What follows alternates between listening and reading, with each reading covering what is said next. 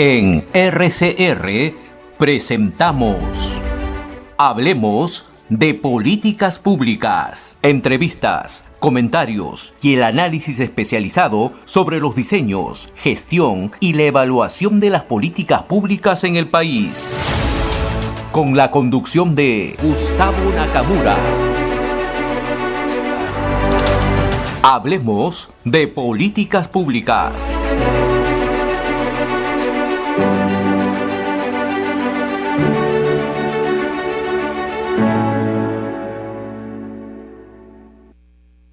Antes de la pausa, tenemos a un primer invitado, como es el doctor Luis Lezcano. Él es presidente del Instituto Peruano de Derecho Educativo. Luis, ¿cómo estás? Muy buenas tardes, un gusto que estés con nosotros. Y bueno, la primera pregunta, la salud está muy bien, eso es lo que veo, pero no sé si la salud educativa, diría así. ¿Cómo está el sistema educativo convulsionado por el tema de SUNEDU?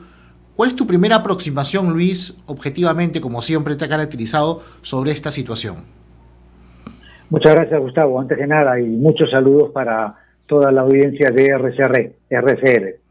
En particular esto último que está en discusión y ha creado muchísima polémica, ha generado, en mi opinión, muchísimas reacciones como nunca antes ha habido en el sector educativo, alrededor de la reforma universitaria y alrededor de la SUNEDU, en circunstancias particularmente complejas. Una reforma universitaria desde hace 8 años, en el año 2014, y por donde han transitado 11 ministros de educación, estimado Gustavo. Eso lo menciono como un aspecto relevante que influye en el establecimiento de políticas educativas duraderas. Y la reforma finalmente ha sido en buena cuenta una política educativa que en principio, y esta es una primera opinión que doy con relación al tema en concreto, es una iniciativa, un esfuerzo que en principio debe continuar.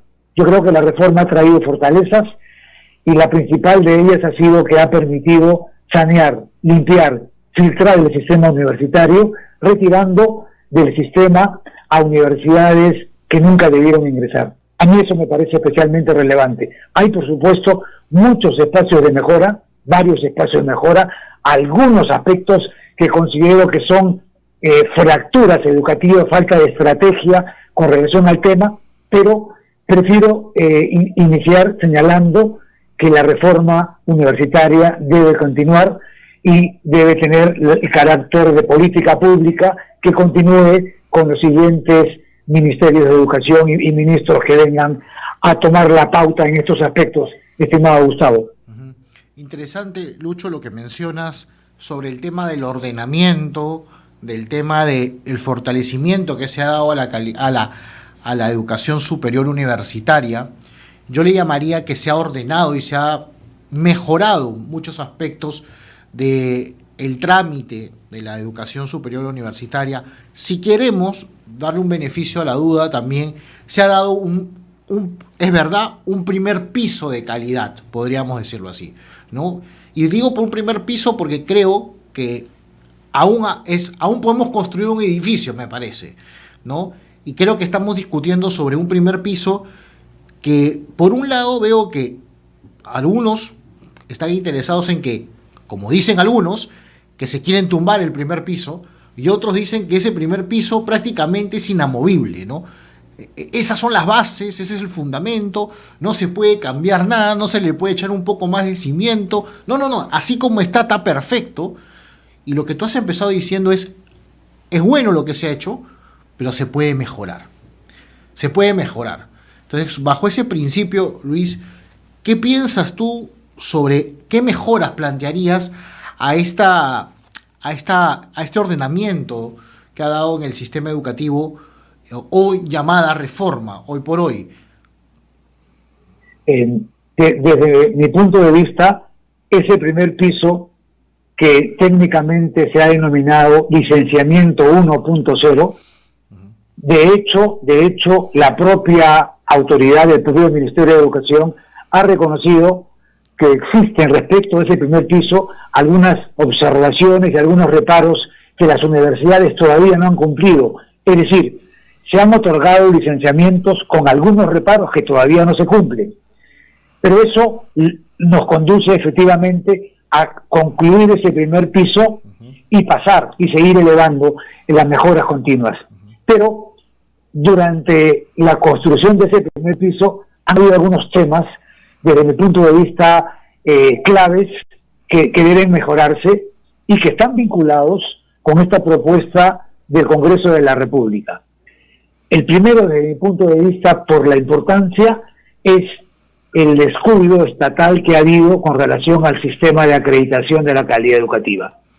En la construcción de este primer piso, a cargo de la SUNEDU y de sus procesos de licenciamiento, que repito, han tenido todavía observaciones y reparaciones que las universidades públicas y privadas tienen que completar, no ha habido una preocupación por desarrollar lo que la propia ley universitaria, que trae consigo el licenciamiento y la SUNEDU, y que era la SUNEDU, ordenó, que fue la reorganización y el restablecimiento del sistema de acreditación del CINEACE. Han pasado, Gustavo, 8 años y hasta ahora ninguno de los ministros que han estado durante todo este tiempo han establecido esfuerzos concretos para ponerle foco a ese otro pilar del aseguramiento de la calidad, que es la acreditación. ¿Y por qué lo menciono? Porque con el licenciamiento a cargo de la SUNEDU para universidades solamente nos estamos ocupando de superar condiciones básicas de calidad, esenciales de calidad, muy lejanas de la excelencia de la calidad educativa. El sistema de acreditación, que en el ámbito nacional está a cargo del CINEACE, se preocupa por instalar en las instituciones educativas el hábito de la continua mejora de la calidad. Y esa continua mejora sí nos va llevando permanentemente a la excelencia. El licenciamiento y la acreditación son dos pilares fundamentales. Desde mi punto de vista, la acreditación con mucha mayor responsabilidad y eficiencia que el propio licenciamiento, pero ha sido descuidado por el Estado. Durante todo este tiempo, todos los focos han estado en el licenciamiento y han descuidado la acreditación. Este proyecto de ley, si tiene alguna bondad que para mí es relevante, que se pueda destacar, es que le pone el foco al sistema de acreditación. Y por tanto hace mirar una aproximación a la calidad educativa de las universidades a través del sistema de acreditación a cargo del CINEACE, y eso a mí me parece bien. Debo destacar que este proyecto educativo apunta a ello, y lo menciono como un elemento a considerar para poder, establecer una primera opinión con relación a la polémica que ha surgido con relación a este dictamen legislativo, estimado Gustavo.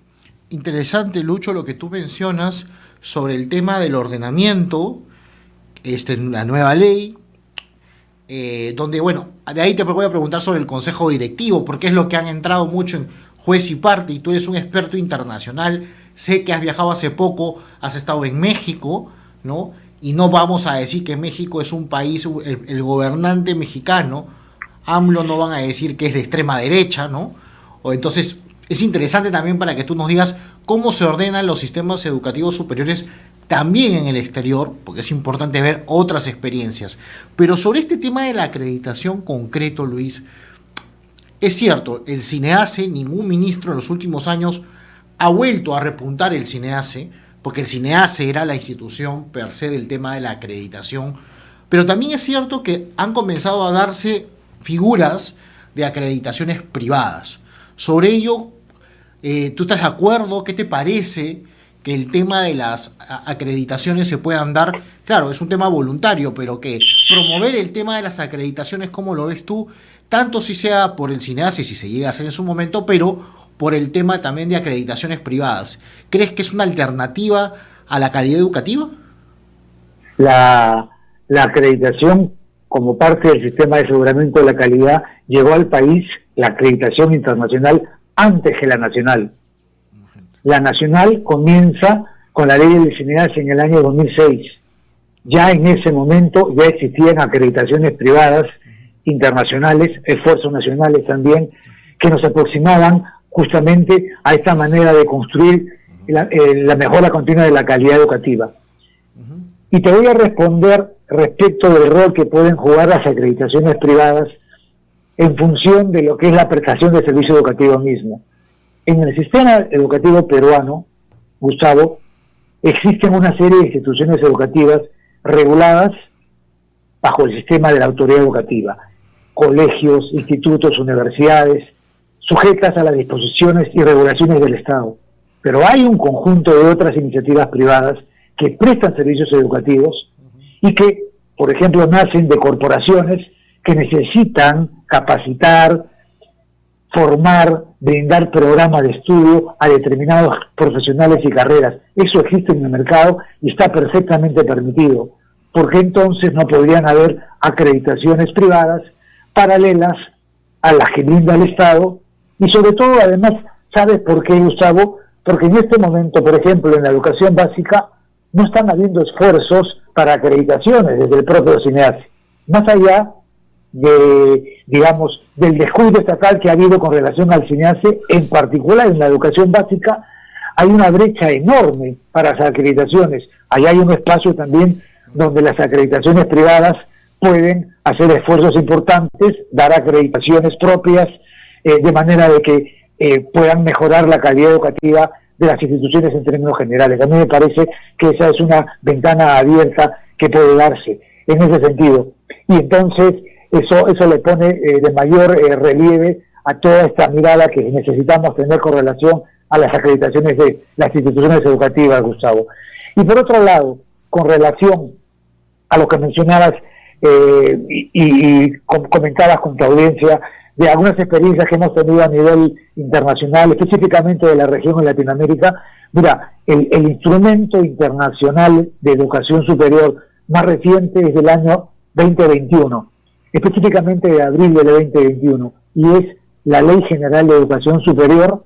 Allí no tienen una ley para institutos y otra ley para universidades, las tienen integradas en una ley que es la Ley General de Educación Superior de México, de abril del 2021, reciente. Es el esfuerzo legislativo de un país como México, que debo decir están más adelantados en temas educativos que los nuestros, y ellos en todos sus organismos vinculados con el acceso a la prestación de servicios educativos, o sea, al licenciamiento, con la acreditación o con los organismos a cargo de la construcción de las políticas educativas, nuestro equivalente al Consejo Nacional de Educación, en todos esos organismos, absolutamente en todos, participan una serie de elementos y de actores, entre ellos los titulares de las universidades públicas y privadas, porque ellos consideran que esos titulares, esas universidades, tienen mucho expertise y mucho que aportar para poder desarrollar marcos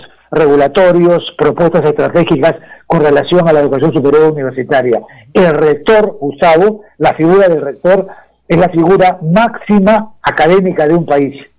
No podemos ir por ahí alegremente diciendo que se le deba excluir de un marco que pueda construir políticas educativas. ¿Cómo se le va a excluir al rector? Y este instrumento de la educación, de la Ley General de Educación Superior en México, demuestra palpablemente cómo es perfectamente posible que haya un sistema donde se integren por distintos actores de la sociedad civil, del propio Estado, y construyan en alianzas articuladas elementos y instrumentos y normas que tengan esa vocación de políticas educativas a largo plazo.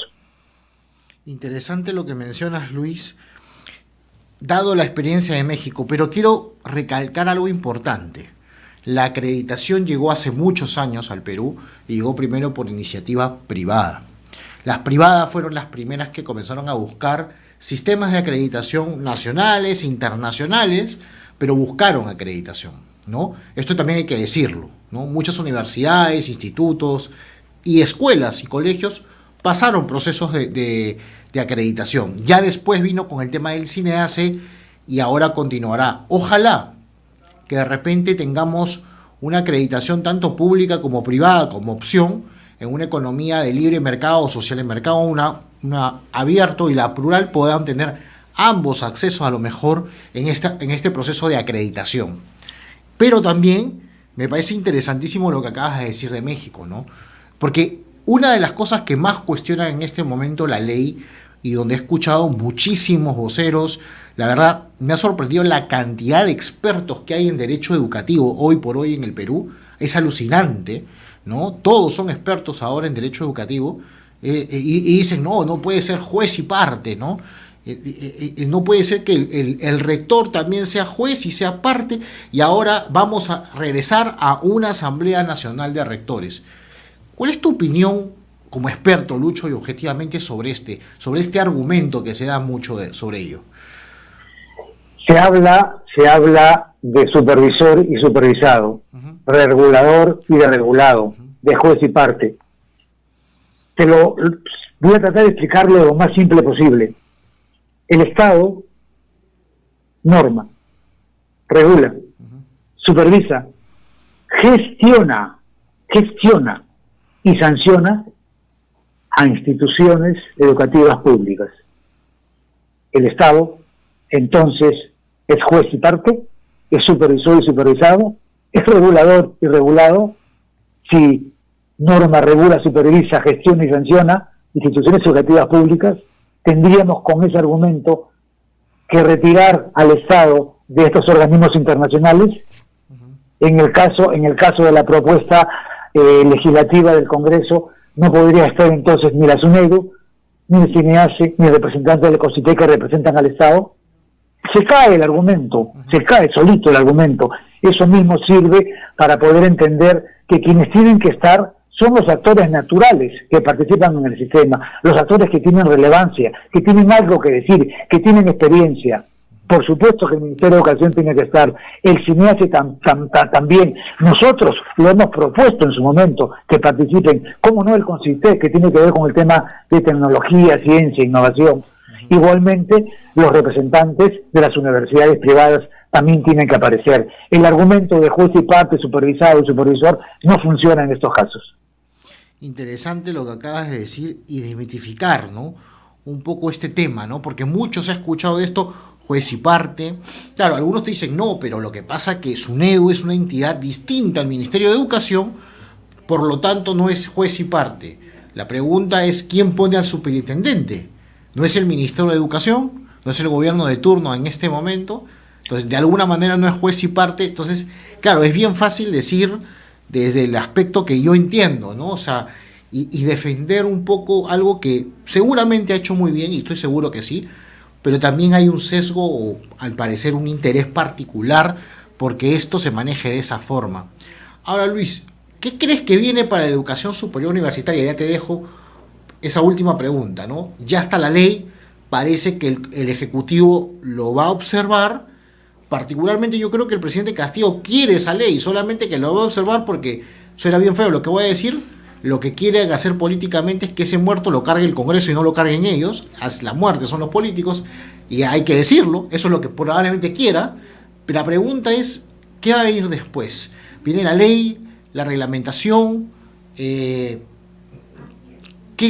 ¿cuál es tu visión? ¿Por dónde crees que va a ir este caudal? ¿O puede ser que salga otra ley y cambien esta?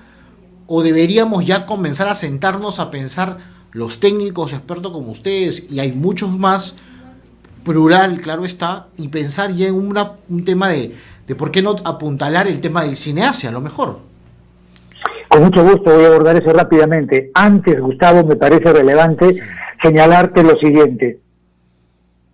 La SUNEDU es un organismo técnico especializado que debe estar ajeno a cualquier injerencia o avatar político. Si queremos conservar la educación y que participen desde el propio Consejo Directivo expertos, especialistas, hay que alejarla del poder político.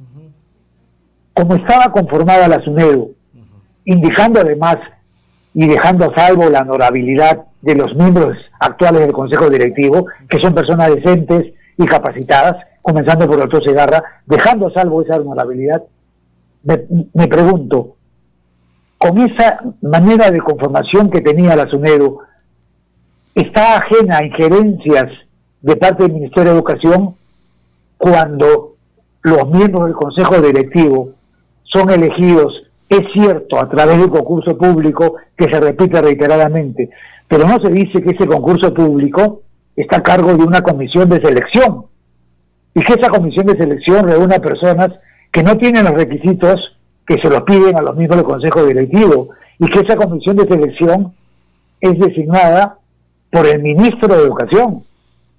La comisión de selección designada por el ministro de Educación. Entonces, cuando menos, hay una injerencia indirecta en la designación de los miembros del Consejo Directivo de parte del Ministerio de Educación para que los consejeros sean elegidos a través de esta comisión de selección que los propios ministros de Educación designan. Ha pasado con Daniel Alfaro, Marilu Martens, Flor Pablo, Ricardo Cuenca. Y esos han designado a la comisión de selección. ¿Se puede decir que no hay injerencia? ¿Se puede decir que no hay injerencia cuando el ministro de Educación es el que elige al superintendente a dedo? Y digo a dedo no en un afán peyorativo, sino directamente, lo elige directamente. Podemos decir que no hay injerencia. Ese mecanismo de designación de la conformación de los miembros del Consejo Directivo es el que se está cambiando con esta iniciativa legislativa, en donde participan distintos actores de la sociedad civil que, conservando el funcionamiento de la SUNEDU, conservando los procesos de licenciamiento y con algunas mejoras que puedan darse, a mí me parece que la reforma universitaria puede continuar. ¿Qué cosa es lo que viene? Lo que viene y lo que propongo que venga es justamente algunos ajustes a este proyecto legislativo que realmente los necesita. Por ejemplo, este proyecto legislativo, tal como está presentado, tiene también un error que yo critico y además abiertamente. Se está eliminando de los procesos de licenciamiento el licenciamiento de las escuelas de posgrado, que también forman parte del sistema, y de los programas. Entonces, esto realmente le quita fuerza al desarrollo de la calidad educativa, porque los programas, sobre todo algunos como el de medicina, tienen que tener un licenciamiento y una intervención y supervisión y verificación de condiciones básicas de calidad de parte del Estado. Eso no puede excluirse como se excluye en el proyecto. Tampoco se pueden excluir a las escuelas de posgrado. Ya tenemos 2 licenciadas, tienen también que estar supeditadas igual que las universidades. Ese tipo de aspectos preocupan. Y además me sumo también a la preocupación de las universidades públicas para corregir esto. Se elimina de la ley universitaria un artículo en el que el Ministerio de Educación y el Ministerio de Economía y Finanzas tienen que establecer mecanismos para poder mejorar la calidad educativa de las universidades públicas. Y esto, al participar Economía y Finanzas, significan obligaciones de parte del Estado para priorizar el presupuesto público en la universidad pública. Ahí yo me sumo total y absolutamente a esta preocupación de las universidades públicas, porque cada vez que tienen que pasar por un proceso de licenciamiento o por un proceso de acreditación, necesitan recursos que el Estado no brinda o que brinda de manera insuficiente. Allí creo que está el principal cuestionamiento de las universidades públicas de una autonomía que no es real, por lo menos en el aspecto económico, porque tienen que estar supeditados a la voluntad del gobierno de turno y al Ministerio de Economía y Finanzas. Estos ajustes de parte en favor de las universidades públicas, estos ajustes con el licenciamiento que tiene que estar más completo, más algunos temas también que hay que ajustar con el sistema de acreditación que está en este proyecto de ley, creo que son los que tienen que mejorarse, y desde el propio Ministerio de Educación mirar que pueda haber una observación parcial de la ley sobre la base que se ha trabajado y mejorarla con los actores que conocen que estos aspectos pueden ser identificados y continuar con una reforma que, como dije al comienzo, debe de continuar. Interesante, Luis. Gracias por el tiempo. Los has ilustrado, así que te comprometemos para que más adelante, como vaya avanzando, invitarte para seguir conversando sobre ello y a lo mejor en algún momento hacer un programa acá con otra persona y hacer un poquito de debate, opinión, durante 1 hora, si es posible, ¿no? Así que muchísimas gracias, Luis, te mando un abrazo y gracias por tu tiempo. Muchas gracias, Gustavo, y gracias a la audiencia. Gracias. Hemos presentado Hablemos de Políticas Públicas. Nos reencontramos en nuestra próxima edición.